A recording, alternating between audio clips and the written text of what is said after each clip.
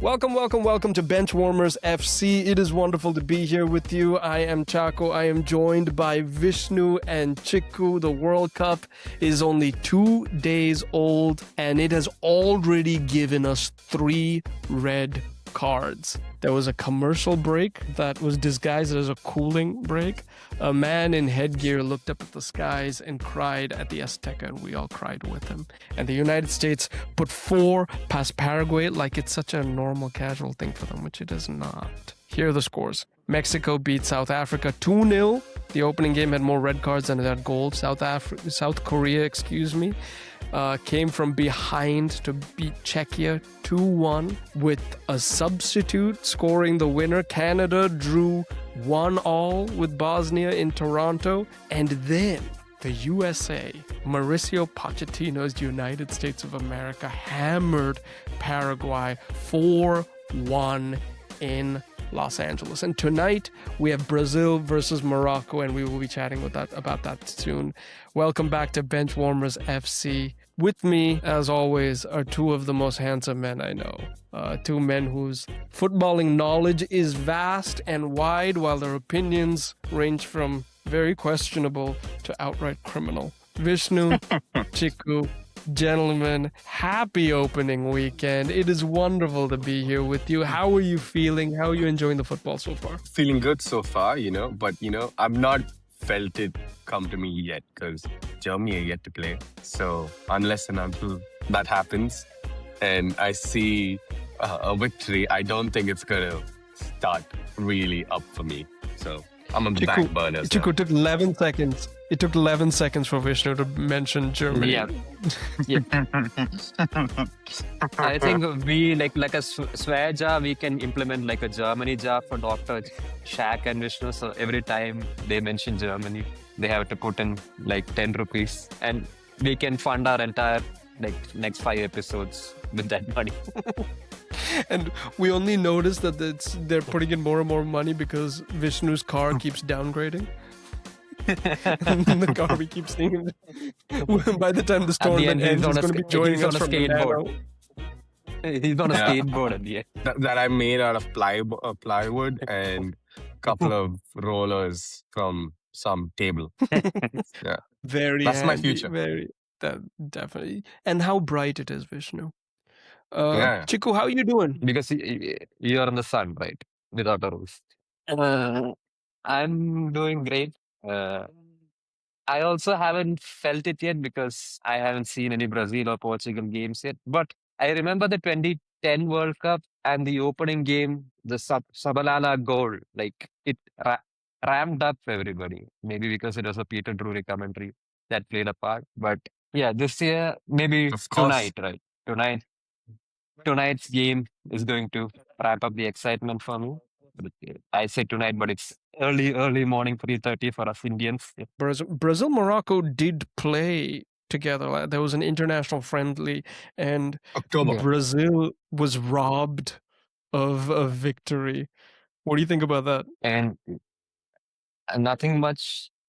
I don't really think about the friendly match anymore because I'm looking forward to the actual World Cup game, the World Cup finals that's about to happen. Morocco is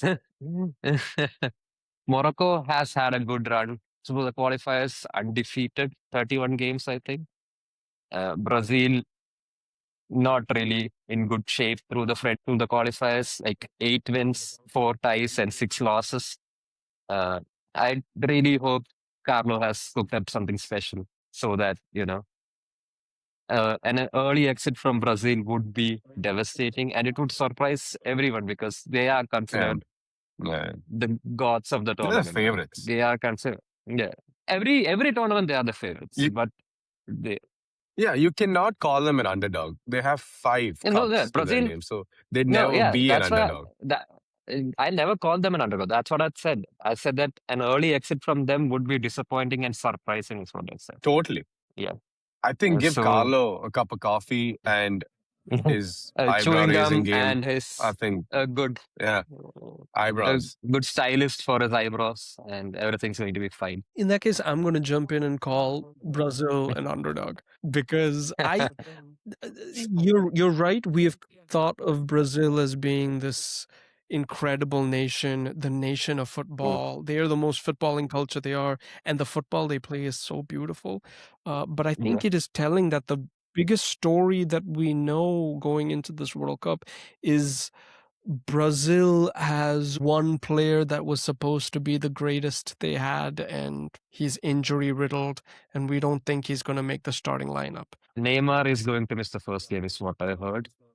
So maybe this is what Brazil needs, a reset so that they can go back to the roots. But but Right. the thing with Ney is like, if he comes back on the pitch, let's assume he's on the pitch for 5 minutes. He's the kind of guy who could whip up 5 goals in 5 minutes if he wants to. The thing is, if he wants to, I think, even irrespective of his age, irrespective of his form, irrespective of his fitness, give the guy the ball, and if he's really in the zone, he'd give you like 3 goals in 3 minutes. He's that type of player, and we don't have a lot of that caliber players right now. He's one. I'd say Messi is one. To an extent, even Ronaldo is also one. So the kind of people who can whip up stuff in without basically anything, just pass the ball and then just watch them do the magic. The thing I've always wondered about Neymar is similar to Eden Hazard, what would that career be like without injuries? Yeah. Oh, And 100%. it really makes you wonder about the things that make this sport and the greats of our sport stand out, right? Because Yeah. when Neymar gets fouled and attacked, I don't really see the Brazilian team stepping up to whoever fouled him like the Argentinians will step up to if anyone touches Messi, right? If Oh yeah. anyone fouls Messi, the stadium erupts. The Argentinian players are coming after you, coming after your Yeah, family, coming Paredes is after going with a everyone, machete. right? DePaul is taking you out, right? And Yeah. versus when Neymar is attacked, it kind of does feel like he's on his own and he has to scream and yell and plead with the ref to take care of him. There's a version of his career where the other players aren't fouling him as much, that he does go on to greatness. But it feels like if he does Yeah, come on for 5 minutes, people are just going to start running at him like they always do. yeah. But it's also, I think he's the kind of player that others want to I mean, they want to take him out as soon as possible, get him off rhythm. Him, Musiala, Wirtz, Messi. The thing is, I think Messi's a lot more clever in the way he deals with certain situations, that he tries to avoid it you know, in a way that he doesn't get hurt. But then there are some inevitable tackles that, that kind of get you knocked off. But even Hazard, for that matter, when a defender comes running, he's going straight for the legs. He's not going for the ball. They know what they want. They're doing that with clearest of clear intentions. I want to take him off and then get him off balance, get him like, a little terrified so he doesn't lose. The team maybe loses that rhythm, the attacking team with Hazard, but then the defensive team, they kind of get that jolt to maybe go after the whole team again, once the stars is a bit off balance, right? So I think that's invited a lot of problems. Also, I think that, Neymar, he's kind of like rushed himself back from injury a lot of times. I'm not saying right now, but then early on in his career, maybe when he's been like 70% fit, because of the kind of star he is and because of the kind of player he is. I'm not saying the doctors would have recommended it, but then I think he would have convinced the team, doctors, and also the coach, you know what? I think I can do it. Put me back on the pitch. He gets injured again. So, I mean, over the years, he's been playing for what? Almost 10, 15 years now. And that's Yeah. probably caused enough damage to his body. It's going And to I be slow. wonder, It's going to be hard. along with that, because I've heard that story being told with so many players, the number of players we know, I'm thinking of Ronaldo Nazario, right? Michael Owen, Alexander Pato, Jack Wilshere, Ledley King, Owen Hargreaves, thinking of all of these players that could have done so much and been so much. And the thing that got in the way is just people taking out their legs, people attacking Yeah. them on the. And I can understand on the short term mentality of, listen, I don't have an answer to this. I have to take you out. If we want to win this game, if I want this for my country, I have to do what I have to do to get you off the ball. But if we were to like zoom out and think of the sport as a whole, we have to stop these injuries from happening, because this is stopping the greatest players we have from shining, because this guy over here doesn't have another answer to that dribbling. Yeah, I mean, I see. I think you'll have to address that at a grassroots level and then change it up slowly and maybe bring out harsher punishments. Like if you're going for the body, straight red, five game ban. So then that would give them a lot more time. Should I really do that? Like for example, the thing what happened to Musiala last during the Club World Cup, he was clamored. He broke his bone, and even though it was an accident, Donnarumma wasn't even shown a card, not even a yellow, not even a single yellow, and that took out his whole season. And now everyone's talking about, him gaining back his fitness. He has to feel sure. But then every time, after following Bayern for the whole season, I've realized every time that he gets to playing again and he plays for like 60 odd minutes, his tendons start irritating and they hurt. So it's going to take a while. I mean, the damage is not just physical. I think the boy is scared now to express himself a little more. I mean, he wants to do good, but then there will be a psychological block which will take time. So it's not just the whole healing period of recovery just being physical. It has to be a mental thing as well. And I think that's also what happened to Ney and Hazard. Hazard was flying when he was at Chelsea, and then a couple of injuries down in Madrid, he just lost his purpose. I don't think Yeah. even Neymar even played 30 games for Al Hilal. Did he? I don't think so. He played like 7 games. Yeah. Exactly. And He was out most of the games, right? 14 quarterfinals at Brazil, Colombia, where Neymar got fouled by Colombia. Zuniga. He only got a yellow. He only got a yellow card for that. Neymar was out for And like then a I think year, that right? broke his vertebrae, right? It Not broke a his year. He wasn't vertebrae. out for a year. It was a Knee, knee they to the need it. back. Mm. That was only a yellow. Zuniga only got a yellow card for that. I think See, harsher knee to the punishments back. is one way. Exactly. So, like, when you're kneeing to the back, right? I mean, you're not going for the ball. You're just trying to harm the guy. That's your only intention. I mean, yeah, he is the kind of player that attracts fouls, but then, come on. I think even Rafinha's injured, right? He didn't play towards the end for Barca, if I'm not wrong. Yeah, Or did he? yeah. I think he played towards the end, right? I'm not sure. So Neymar was paid 100 million per year at Al Hilal, and he made 7 appearances. So if you're running the math on that, that's 22.5 million per appearance. This is pounds, somewhere 22 point. No, sorry, dollars. So this is $22.2 million per appearance. Vishnu, you were just talking about the Neymar injury and just injuries to these players in general when these things come up. The worst injury I think I've ever seen is what happened to Raul Jimenez back in 2020. It was this horror. David Luiz. It was Arsenal versus Wolves. And in the 5th minute, this is where we're talking about, we can have stiffer penalties for all of these fouls. Sometimes it's no one's fault. Sometimes it just is a contact sport and it has to be what it is. And this was a horrible moment for the sport where David Luiz and Raul Jimenez go up for the ball, they collide heads, and even on TV you could hear the sound that it made, and it was really, really It was bad. terrifying because He had a both skull people fracture. talked. Yeah, He had a skull fracture. Yeah, Right. basically. And he couldn't play at the same level like he used to play. Yeah. And to add to it, he lost his father around 3 to 4 months back, I think due to pancreatic cancer. And the way he scored the goal, that is the beauty of football. With Right. his Get it. head, that too. That too with his head. It was a head. Yeah. I think when we think of the World Cup, we have to think about it within stories and the idea of like who is doing what at what time in a story that can come out of each game. And the story of the opener has to be Raul Jimenez. It has to be what this man has gone through to get to where he's at. Just for context, prior to that head injury happening in 2020, the clubs that were looking to sign him were huge. We're talking Manchester United were really trying to sign him. Juventus wanted him. Chiku, your Real Madrid wanted him. Barcelona wanted him. Liverpool wanted him. His name was on everyone's list, right? He was 29 years old. He was at the absolute peak of his powers.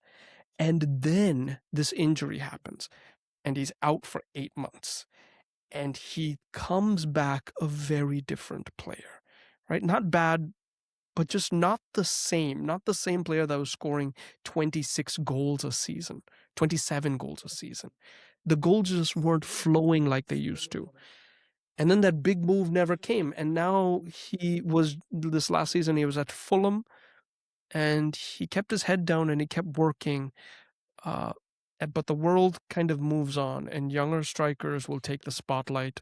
And the conversation about Raul Jimenez really did feel like it became past tense. And even when he made the 2022 World Cup squad, he was only a substitute, right? 2 years after nearly dying on a football pitch, he sat on that bench and watched Mexico crash out in the group stages. So then we come to this moment, which is this opening game. And as Dr. Shaq was saying, just to not make the story even heavier than it is, his father just died. Raul Jimenez Vega, 3 months before this game.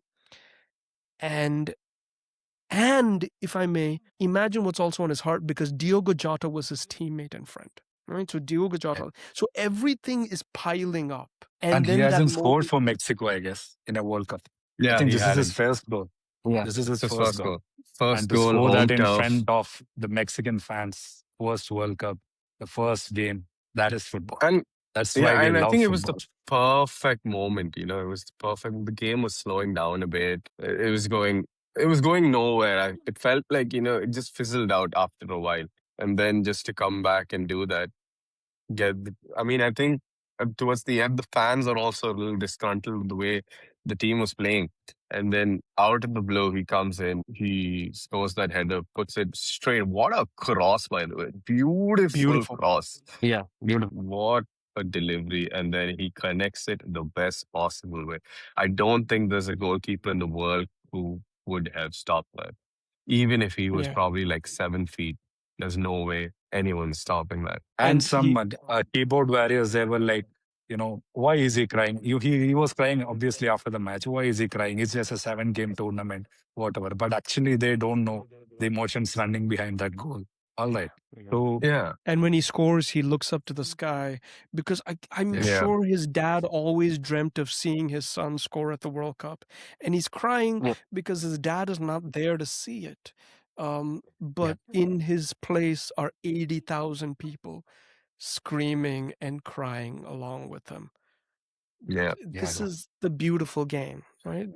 Talking about the game, it was actually a fun game. In a way, I thought, both of them were trying to play from the back. They're trying to go like play old school possession based crazy football. But then it's just fizzling out. At one point, I saw the South African keeper come all the way, like doing what Manu Neuer does. The sweeper keeper role. He's like the back, he's the last man of the back four. He's getting the ball, he's passing it back, and he's still staying there. So it was kind of brave, but I felt like, had they been try to play this a little longer, maybe they could have, got a lot more end product.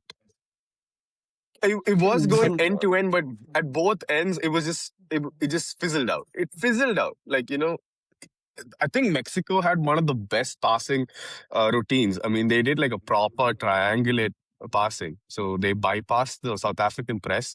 They went forward. They were in the final box. Nothing. And that didn't just happen once. It's so interesting you mentioned that, right? Because that is the thing that I consistently kept seeing. And it's fascinating that you brought up Manuel Neuer, because I kept remembering Pep Guardiola would talk about this at Bayern and at Barcelona, where he says, my job is to get you from your own goal all the way to the final third of the field. And then you great attackers do what you do best, right? So Guardiola's entire thing was, I will get you to the box and then you do it. And this felt like they were playing a very similar game, except they didn't know what to do in the final third of the ball. Exactly. South Africa was Yeah. playing And out from the back really nicely. yeah, the same thing. The same thing, but just different players in a different color jersey doing the same thing as what Mexicans are trying to do. Even with one man down, Mexico didn't Yeah. they didn't try to Yeah, I expected capitalize South Africa. I I thought it'd be expected like more 4-0. goals. Yeah, 4-0 was Yeah. my prediction too. But I felt like, with that red card, South Africa just went up a gear. Then they started pressing like crazy. They were running around. Yeah, I think South Korea versus Mexico is gonna be a cracker because Yeah. both intensely high pressing teams. We gotta watch that match actually. And obviously, I think the winner of that game will be the winner of the group as well. I think we can basically rule out South Africa the way they played the initial 45 to 60 minutes. I think they might stand a chance against Czechia, but not against South Korea with their intense pressing and their tactical flexibility. Oh my God, what a game that is. Seriously. I think the second half of Korea and Czechia was more engaging and more adrenaline rushing than the entire Mexico South Africa game. These Asian teams basically on aerial dominance and physicality, I guess. Teams like Japan and South Korea. But in terms of passing and tactical flexibility, they are just top notch. What do you want to say about it, Jacob? Just agreeing with what you guys are talking. Dr. Shaq, what you're saying about how you have to beat them aerially and physically may be the case, but it feels like that's what Czechia tried, because South Korea's technical passing and movement was phenomenal. And Czechia had this direct set piece heavy approach. And they scored as well. They lost, but they scored as well. Yeah. Yes, They scored first. but it did feel like Korea dominated on almost every metric, right? Korea had 15 shots and Czechia had 8. Korea controlled possession, even though they did fall behind. But there's a question about, does domination matter if the other side's plan is just long throws? Kufal was just long throwing. It's a lost art, but it's coming back. I mean, that's basically how Arsenal won the Premier League. So you can't. I'm lucky that Adi's not here, but that's how Arsenal won the league.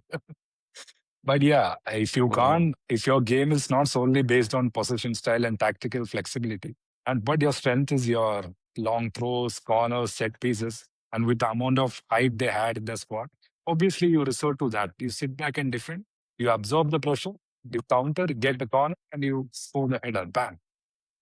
But Korea, kudos to Korea for coming back with 2 beautiful, amazing goals. And I wanted Korea to win, actually. Yeah, because you're a fan of football. Yeah, exactly.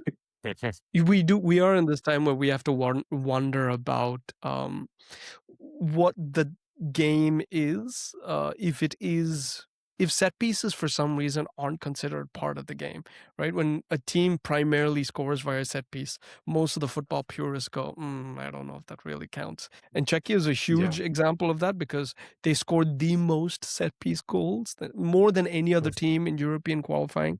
They scored 11 goals in total from set pieces. Right. Is this, to a cynic, this may be considered anti-football, but to somebody else, it may be considered genius simplicity, right? If Stoke City won the World Cup. Pulis balls.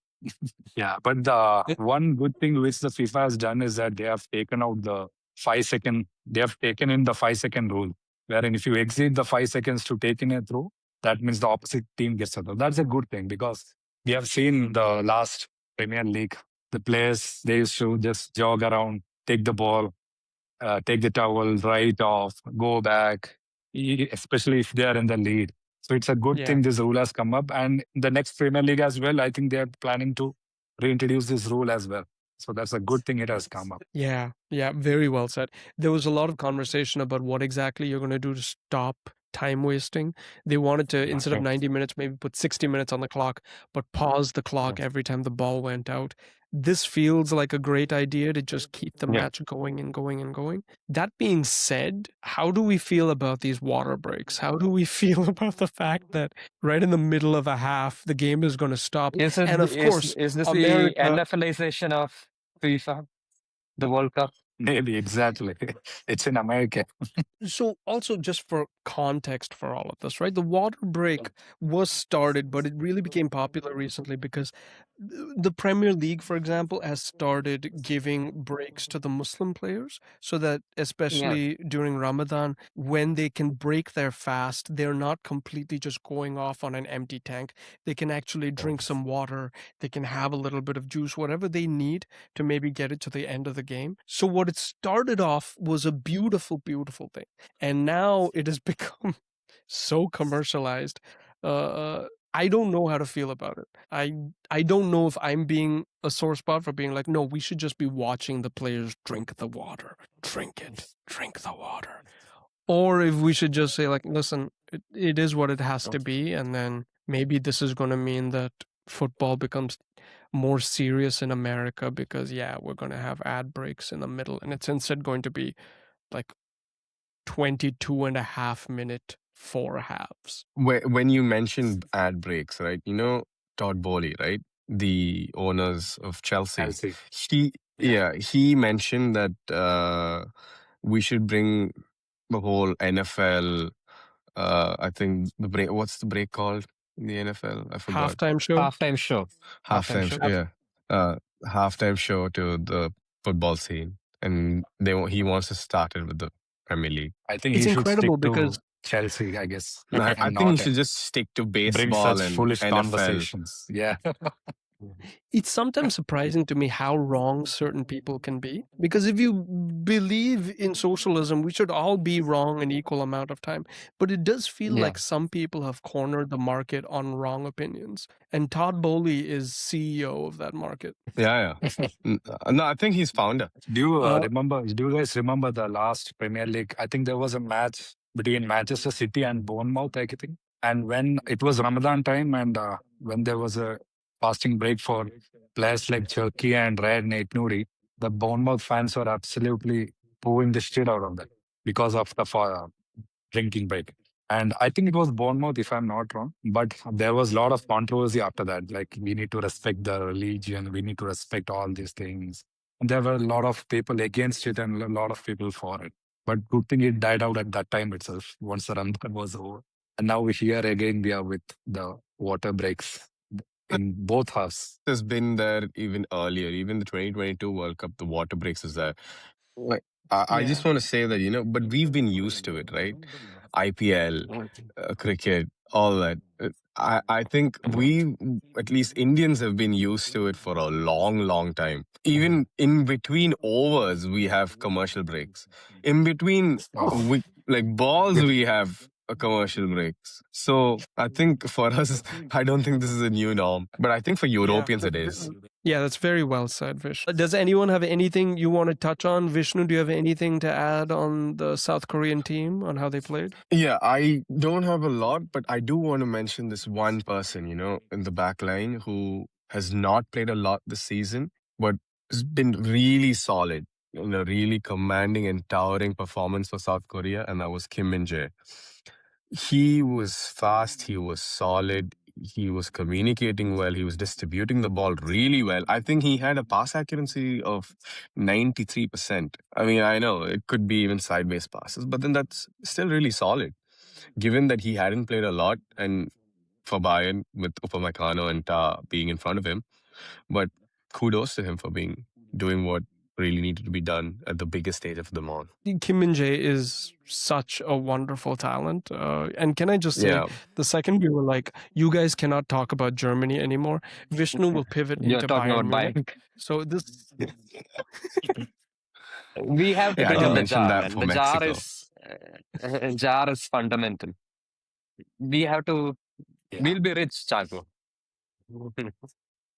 talking about what Vishnu mentioned about Kim Min Jae, he's everything you kind of want in a modern center back, right? He can carry the ball out very comfortably. He's so strong in the air. He's, that Yeah. ball playing center back, hard man, very much like a Virgil van Dijk kind of make.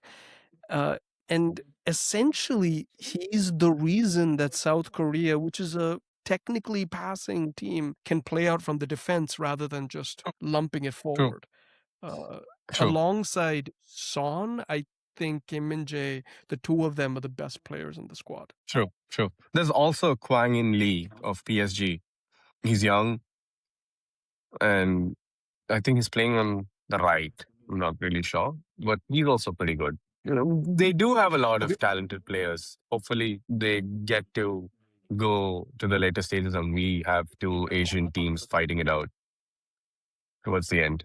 Generally, Let's these see. Asian Fingers teams are very crossed. well coached teams in terms of passing as well as tactical flexibility.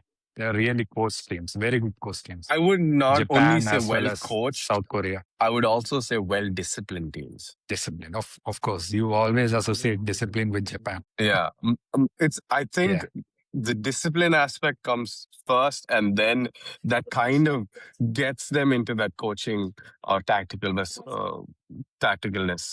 if they can. I have two facts, fun facts. One fact and one kind of wacky news. So Double this is ooh. double ooze. The entire 2022 World Cup only had 4 red cards, and here in the opening match we have 3.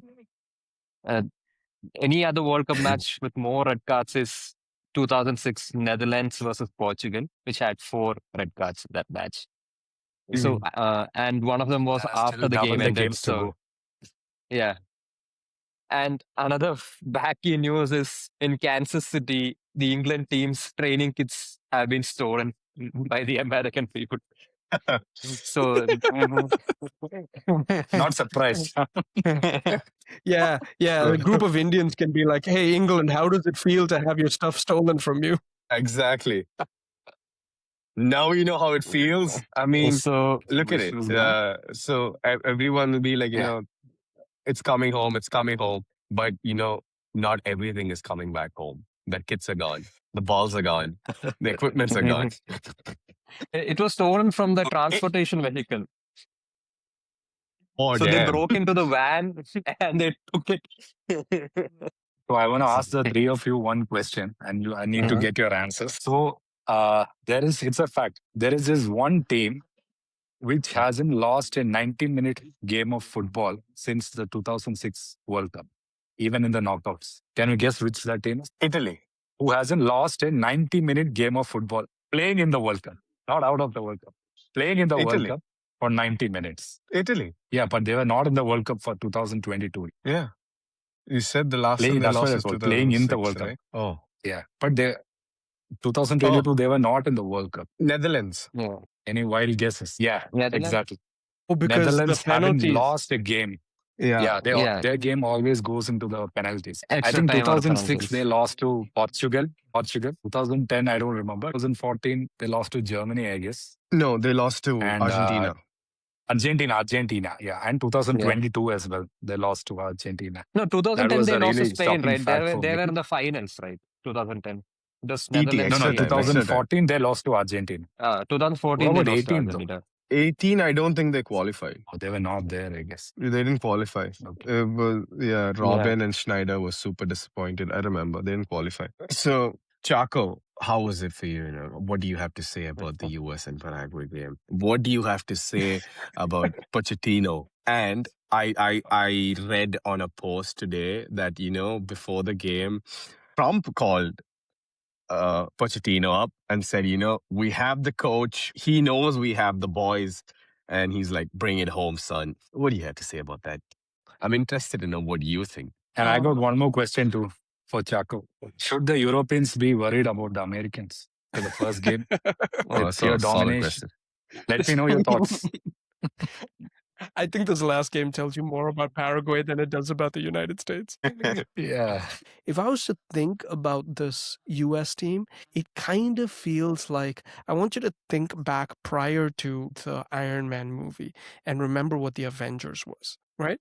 The Avengers was usually a cast of characters that we didn't care about very much at all. As much as you can now say I always knew Iron Man was great, I think we had Batman, Superman, Avengers, kind of Spider-Man, but he was rarely in the Avengers cast, and then was like Hulk. Right? We had our group of people that we absolutely adore, and the Avengers felt like a mishmash of some side characters.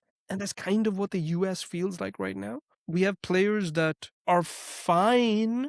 They usually sit on the bench for the really big clubs. Weston McKennie, Christian Pulisic, Sergio Dest. They're fine. He's in my They fantasy team, though. I love it.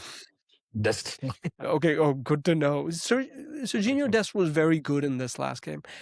But when people say, "Oh, the U.S. is going to walk away with this tournament," it feels disrespectful. It feels like you don't realize how great these other people are.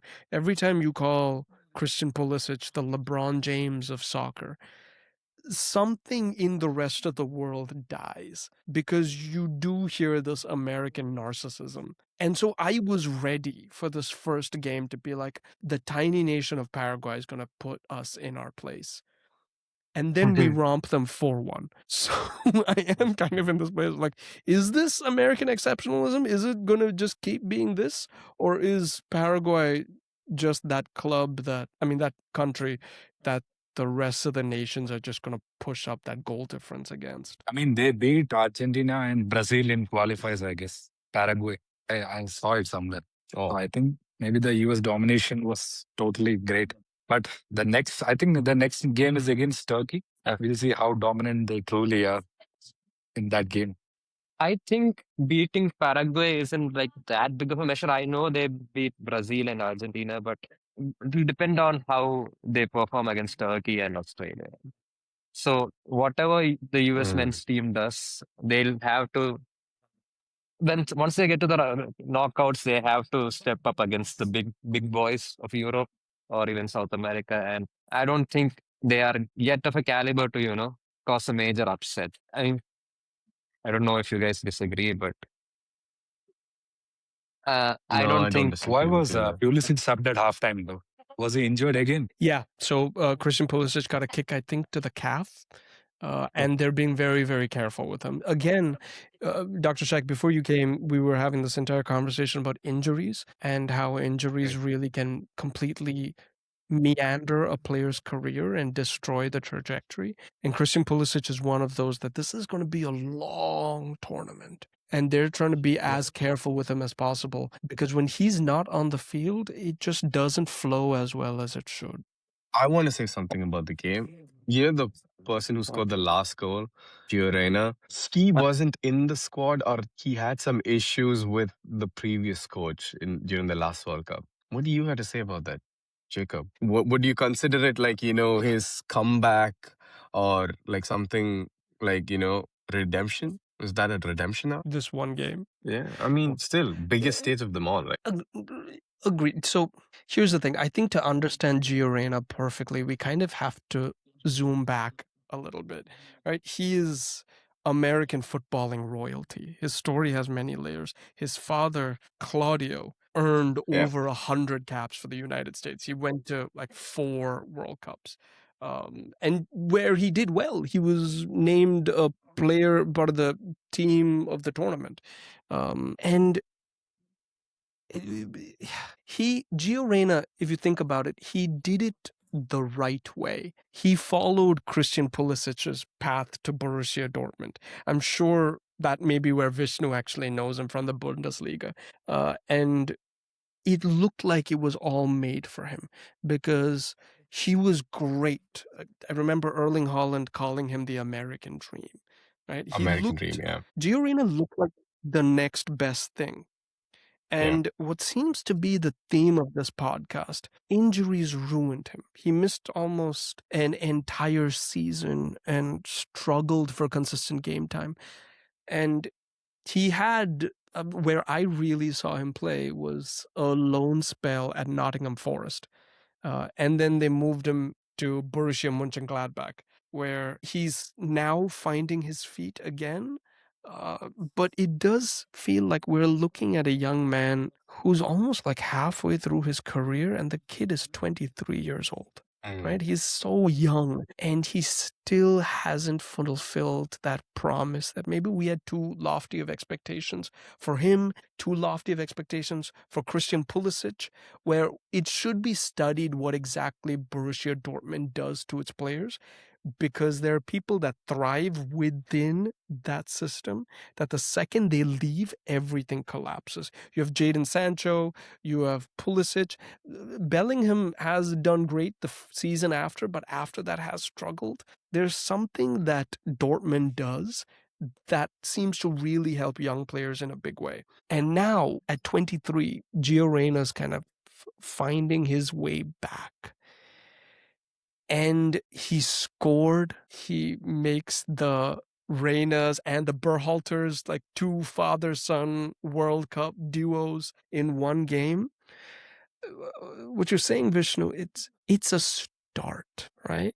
And maybe this is the start of a great footballing movie, but I've already made the mistake of putting too much on a young player's shoulders. So in this moment, I'm just going to celebrate Gio Reyna for being the person to come back from all of that injury and now scoring a goal. And that makes me excited.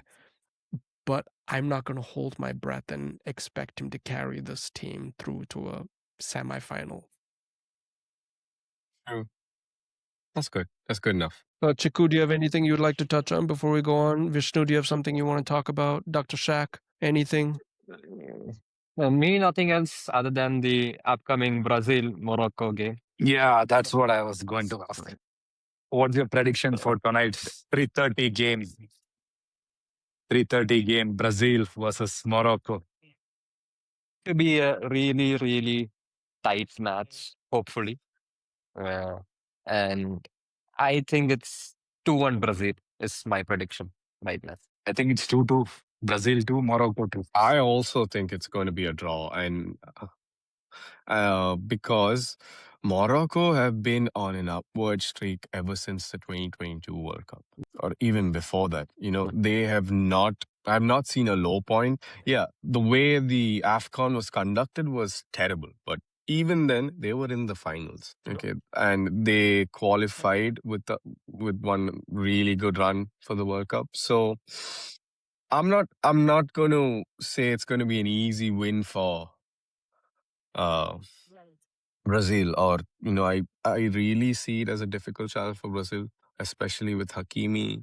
He's just back after winning the Champions League again. What a performance, man! And then you have PSV's Saibari, and then Yasin Bono is always there when you need him, and even for Yeah, the Sevilla he was penalty king. solid.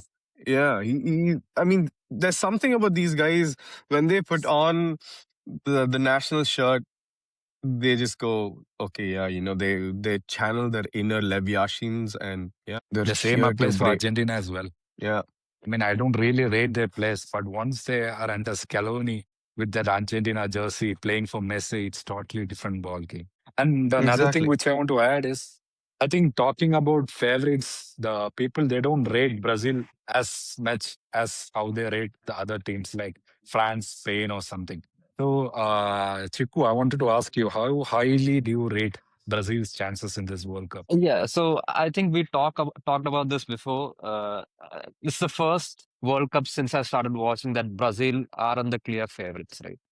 Like nobody's putting them Yeah. in the conversation with Spain, France, or even England, right? And I think me and Yeah. Chaco had this conversation before. The star of the current Brazil team is Carlo, and Yeah. That says it I all. That's hope what makes he, them dangerous this World Cup, I feel. yeah, I hope he cooks something up nice, and I hope that this is a good reset for the team. Since 2002 year, Brazil is the favorites. Right? They are the team to look out for. Everybody's betting for Brazil. Even Polymarket or other betting apps, the highest percentage of World Cup winning chances are always for Brazil. And it's not right. It's not in the current World Cup. It's not them. And I hope that the team finds themselves again and, we come back stronger. I want them to win, but I mean, they have it's got Carlo Ancelotti as well. we have Ancelotti this year. So Yeah. that's what I hope. Like it's a I good think reset for Ancelotti, us. he's the most established. Yeah, he's the most established coach. Probably, I think Tuchel comes second to him. So Yeah, the previous World Cups, we had seen that the Brazilian flair and the players were there, but the coach was not that great. But this yeah, time Mm. it's totally different. I mean, the players are great, not great. I mean, they are good, but they have yeah, Ancelotti, Don Carlo, who yeah, likes to play the players and always tell them to express themselves. I think Brazil, many people are discounting on them. I feel they'll go a great way. As much as I don't like them, but still, I think they'll give a good game to even the teams like France, Spain, yeah, whichever team it is. Yeah, yeah. I also, while we're talking, we also should mention Morocco and give them their fair due. If you yeah, watch the 2022 World Cup, you already know they beat Belgium, they beat Spain, they beat Portugal. They became the first African nation to reach the semifinals, and they That's the are. proper definition of dark horse, Morocco in yeah, that World Cup. Yeah, they seem like a genuine footballing power right now. Vishnu already brought up Hakimi. There's Amrabat. There's Mazraoui. We're, yeah, this is dark horse territory, Dr. Shakil, and not like a plucky underdog anymore. This is a side that feels like it belongs. And sometimes FIFA does this amazing thing where you have a game that really should be a round of 16 fixture that is actually given to us early on. It's a little present you get early. And this is on day 3, Group C, match 1. We get Brazil versus Morocco. Don't underestimate this. Celebrate it for what it's supposed to be. I'm very curious when it comes to Morocco. There has been a coaching change. So Mohamed Ouabi has just been made their coach just 3 months ago. This is either going to be a brave decision or a reckless decision, depending on how the rest of this tournament goes. But the spine is the True. same. The mentality of this team is the same. They beat Brazil 2-1 the last time they played in a friendly in 2023. This is a team that can really bring everything together. And in the same And, way that I think and like, yeah. And the only difference is from the 2022 World Cup, you have Brahim Diaz now. We forgot to mention him. talk about Brahim Diaz. Yeah, they have Brahim Diaz as well, who's spearheading the attacks. He comes with Real Madrid pedigree. They won the Champions League. I think when 2 years ago he was that.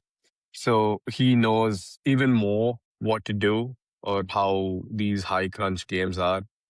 Add Hakimi to that mixture. Anything is possible, man. Anything is possible. And I don't think we should call them dark horses anymore. no, They were at They are the not. They were in 2022 World Cup. They are not anymore. 22, they were probably a dark, not anymore. Like it's not, Yeah, not anymore. they're the AFCON finalists and then they cruise through the qualification. They're here. It's like, I don't think we can call Croatia dark horses anymore. 2018 finalists, Okay. 2022 semifinalists. Who knows? They could win it this year Jacob, what's your prediction? for the game. I can tell you my prediction. I'm not that impressed with this current Brazil squad. And the stories that we've come through so far, if you think about the last couple years of sport, is not about individual players, it's about teams. You look at who is being most successful right now, right? You look at PSG. The biggest name at PSG isn't the Ballon d'Or winner, isn't Kvaratskhelia. It's the coach, it's Luis Enrique. It's an incredible team. If you look at Bayern Munich, as great as Harry Kane is, as great as Luis Diaz and Olise is, you're looking at a team playing. You look at Arsenal, that is a team. And it feels like we are now in a time that we can say, I think the teams are taking it. We're past the 2002, 2006 time when it was Ronaldinho dribbling past everybody and scoring, or Maradona or Pele. Even at Messi's peak, which is 2022, that was a team that won that World Cup. That was the team. Yeah, that was so true. Because of those reasons, I'm going with Morocco for tonight. I would love it if Brazil won, but I have a feeling Morocco's going to take it. I think it's going to be a cagey game, so I'm expecting something like a 1-0. Yeah. Look on the bright side, Right. Chiku. I mean, Argentina started their campaign with the loss to Saudi. To Saudi. Yeah. Spain started their campaign with the loss. And what did that get them? Yeah. True. Yeah, but Brazil's not gonna win this World Cup. If let's assume if they do happen to win the World Cup, right? Ancelotti would be the most decorated coach of all time, hands down. Yeah. I don't think 100%. He already has the most Champions League wins. exactly. He has leagues in all top five leagues of Europe and the World Cup. And I think he's won it as a player with Italy, if I'm not wrong. I'm not sure. I'm not sure if he's won the World Cup as a player with Italy. But then I just if know that he looks the same 30 years back and now. he hasn't aged. He I've hasn't seen some aged a video. day. And it's So I think crazy that'd to be think that he has crazy. managed Everton. It's crazy to think that he has managed Everton at the Premier League. That was crazy with James Rodriguez. Oh my gosh. With Beto as by a the way- striker. Which, by the way, was James couldn't play much of that game, but it was amazing, right? Everton was suddenly playing Yeah. better football than we'd seen in a long, maybe since the David Moyes era. Yeah. So he can do it. It's Don Carlo. He can drag a team up a few levels. I just don't know if Brazil is so far at the level that even with the Don Carlo, they can make it through. So you know what? Actually, you guys have convinced me. Maybe Brazil's gonna take it tonight. For me, right?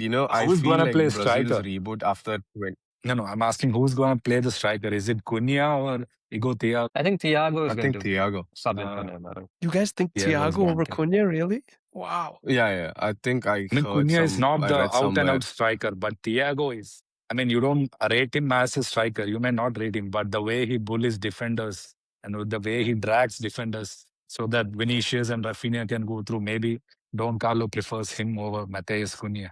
Cunha is more of a midfielder type. He was No. called to the Brazilian squad for a reason. Igo Thiago, Brentford striker. Yeah, Maybe, who that's knows? crazy, right? How often has that connection been made? Brentford to Brazil. Yeah, national team? exactly. Yeah. Exactly. And I love that you brought that up, Dr. Shaq, about the front line. My eyes are going to be on Brazil's left and Morocco's right. That duel between Hakimi and Vinicius Jr. Vinicius. is going to be Vinicius. eye-watering. Yeah. Malik Tillman could have played for Germany. He was born in Germany. Wow. And look at what he's doing now. Yeah, Yeah. he was at Bayern. Also, Chris Richards. Yeah, Chris Richards, again, Bayern Academy product. Damn. Thank you, Germany, for bringing up the U.S. men's national team. Really, it's also Christian Pulisic and Gio Reyna. So really, Yeah. Germany is to thank if America makes it through. Yeah. So 12:30, it's Qatar and Switzerland. We have got a Malayali player playing for Qatar. Mm. You guys know of. Yeah. I think Tuskin or something is his name. Yeah, and I think he won't be in the starting 11, but he might come on as a sub. Then at 3:30, we got Brazil versus Morocco, the main game. And at 6:30, we got Haiti versus Scotland, which we all will be asleep by. And 9:30, tomorrow morning, we got Turkey versus Australia. That's going to be a good game. Oh, that's going to be a good game. Australia that's very gonna be a good, good game. defensively as well. And tomorrow 10:30, it's gonna be Germany versus USA. Wait, did you guys know there was this Malayali player for the Qatar team? I did. Yes. Yeah, it was in the news. Yeah, was Tassim on the Mohammed news. Jamshid, 19 years old, Malayali football player. Tassim, come back home. Come to India. We need you. Let the boy live his I life. think he's the first Indian Let the player to boy play at the enjoy. World Cup. Yeah. Why do you want to bring him back and torture that poor soul? Let the kid enjoy. Yeah, let's stick Let to him live cricket, his life. Football is not meant for us. Let's stick to cricket. We don't deserve it, What I else to guess. say? Yeah, we don't. 3 days, friends, 3 days of joy. That's all it's been, 3 days of football, and we've already had so much. And tonight, Brazil versus Morocco, Vinicius versus Hakimi, Ancelotti against the Atlas Lions, a Real Madrid attacker lining up against his own teammate. 36 days to go for this World Cup. and we haven't even started. That's all from us. Our predictions are in. The takes are on record, and somewhere one of us, chances are all of us, has already said something catastrophically wrong. We just don't know which one of us yet. We'll be back with another round. Until then, the bench is always open. Vishnu, say goodbye. I'll see you again with more Germany news. Ciao, ciao. Chiku. Yep. See you guys. I'll be watching the Brazil-Morocco game. Hopefully, fingers crossed, we survive. Dr. Shaq. All right. See you guys. Take care. Today's Brazil versus Morocco. Make sure to at least watch with one eye open. Don't miss that match. And stay tuned for Germany versus Curacao tomorrow morning. Tomorrow 10:30 p.m. All right. And that has been the Benchwarmers FC podcast, sponsored by Germany. We'll be back for the next round. Until then, the bench is always open. This has been the Benchwarmers FC podcast. Enjoy the football. Take care, guys. Bye. Bye.